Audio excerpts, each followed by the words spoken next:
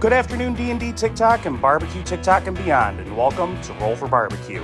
Let's get it done. As always, this series is inspired by the popular Roll for Sandwich series by Adventures in Ardia. Let's kick off this barbecue and roll for meat. 7. Seafood. Okay, let's see what type of seafood we're making today. 2. We're making crawfish. I'm so pumped. I absolutely love crawfish. Now we just got to order them. Yeah, I need to get 1 bag of live crawfish. It's what? What do you mean illegal? So I found out it's illegal to have live crawfish shipped to Michigan. So I guess we got to deal with this frozen Walmart stuff. Now it's time to roll for binder. 7. Worcestershire sauce.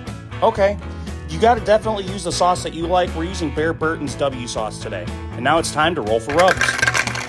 5. Heath Riles and 11 Farmers Market. All right, now it's time to roll for Riles. 7. Garlic jalapeno rub. Okay, I'm not mad at this. This will give us a nice spicy flavor to our crawfish. And we're gonna pair this with the Garlic Festival Mesquite Grill Rub. I'm also gonna add 4 tablespoons of unsalted butter to add a little moisture to this.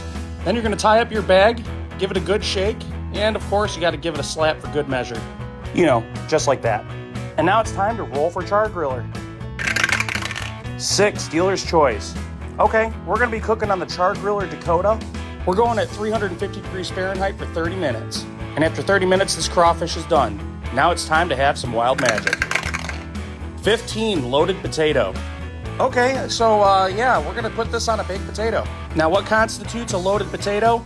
It's gotta be butter, cheese, and sour cream. Bacon and chives are definitely optional.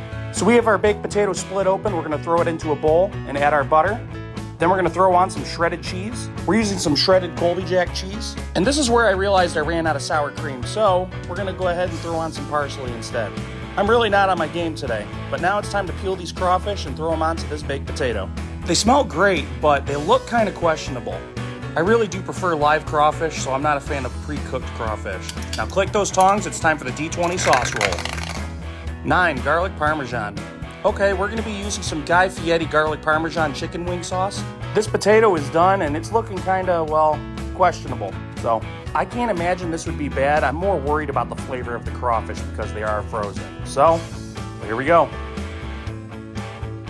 I mean, okay.